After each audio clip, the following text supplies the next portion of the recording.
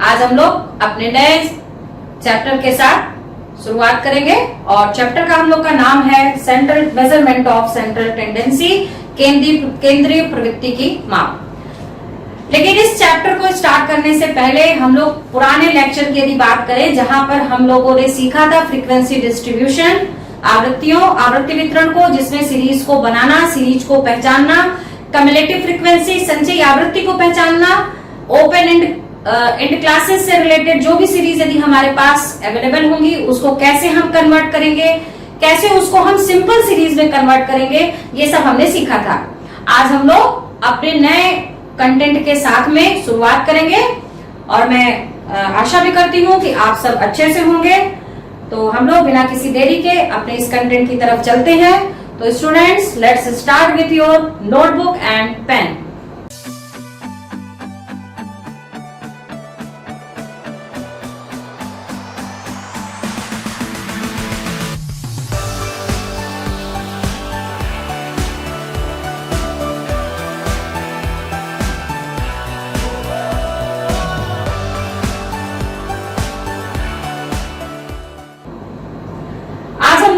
आज हम लोग के लेक्चर का जो टॉपिक है वो मैंने लिया हुआ है मेजरमेंट ऑफ सेंट्रल टेंडेंसी, जिसे केंद्रीय प्रवृत्ति की माप या औसत या इसी को सांख्यिकी माध्य भी कहते हैं।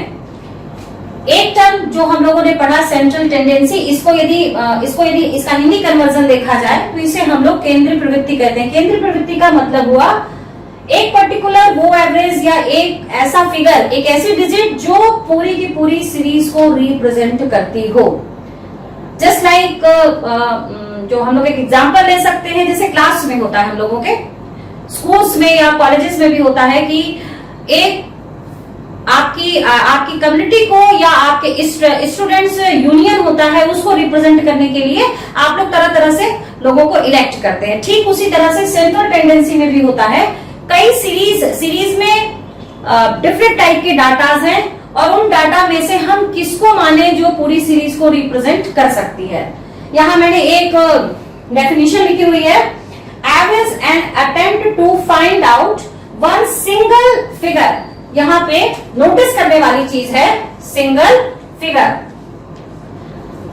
To describe whole group of figures, जो दिए हुए पूरे फिगर्स या डाटा को रिप्रेजेंट करती है। या इसको हिंदी में कह सकते हैं एक ऐसी संख्या जो समग्र को परिभाषित करे। इसको आप इस तरीके से समझ सकते हैं, जैसे मैंने लिखा 2, 4, 6, 8 और 10। इसमें यदि हम कहें कि कौन सी ऐसी डिजिट है जो कहीं ना कहीं पर इन सारे फिगर्स को रिप्रेजेंट कर सकती है, तो उसी फिगर को फाइंड आउट करना, उस फिगर को जानना, उसको निकालना, यही हमारा सेंट्रल टेंडेंसी का मकसद है।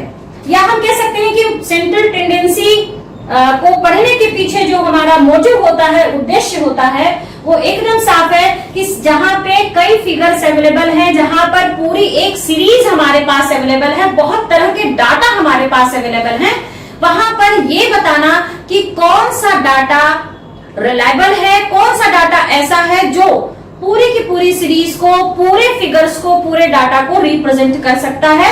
It is the basic motive of the measurement of the central tendency. इसीलिए इसको हम औसत भी कहते हैं। औसत जैसा हम सब जानते हैं कि sum of total of the items, पदों की संख्या का योग। और इन sum of total of items में से नंबर ऑफ आइटम्स को यदि हम डिवाइड कर दें, कुल संख्या को यदि हम पदों की संख्या को या पदों के योग को हम उनकी संख्या से यदि हम भाग दे देते हैं तो हमें औसत मिलता है। ठीक इसी को हम लोग स्टैटिस्टिकल एवरेज भी कहते हैं या सांख्यिकी औसत भी कहते हैं।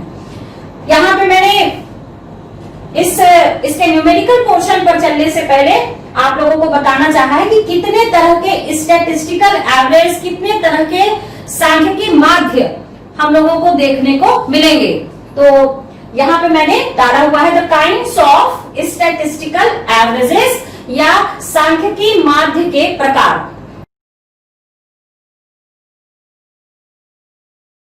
इसको 3 कैटेगरी में हम लोग डिवाइड कर सकते हैं। The first category which represent mathematical average. पहला जो इसका प्रकार है वो है आपका गणितीय औसत। इसको कहते हैं हम लोग गणितीय औसत।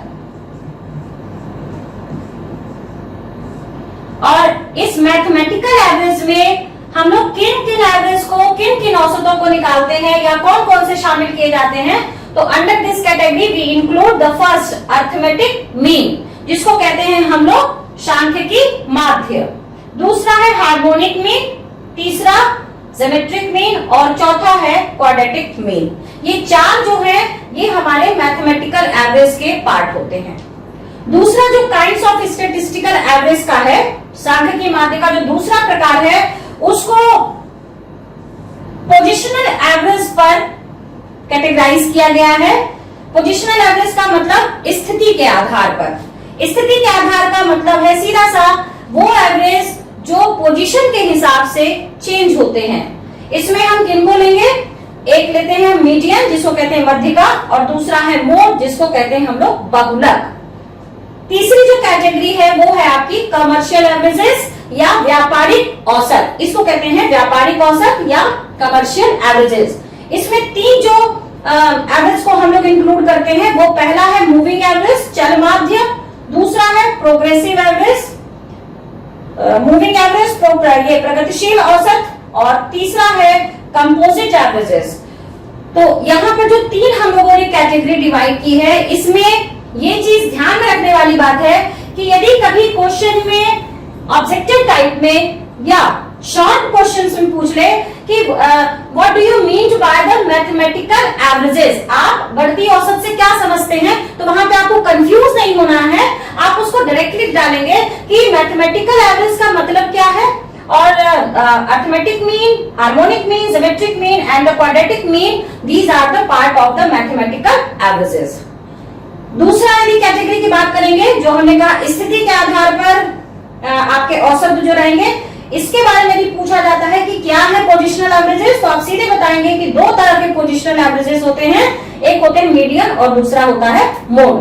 तीसरी जो कैटेगरी है वो मैंने डिफाइन की कमर्शियल एवरेजेस, जिसको हमने कहा व्यापारिक औसत। इसमें 3 इसके सब कंटेंट्स हैं, जिसमें मूविंग एवरेज है, प्रोग्रेसिव और कंपोजिट। तो ऐसी कंडीशन में यदि अलग से ना पूछा जाए कि अर्थमेटिक मीन क्या है या हार्मोनिक या ज्योमेट्रिक या क्वाड्रेटिक मीन क्या है, लेकिन इसके जगह पे यदि ये शब्दों का इस्तेमाल क्वेश्चन में किया जाए कि गणितीय औसत निकालिए, तो भी आपको वहां पे कंफ्यूज होने की जरूरत नहीं है।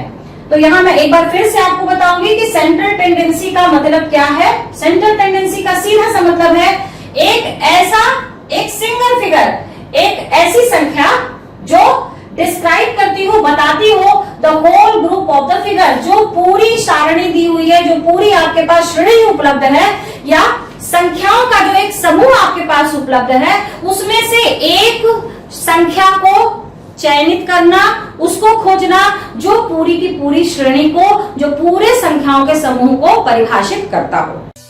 Click on the subscribe button to subscribe this channel. Press the bell icon to get notifications. Like and share this video. Thank you.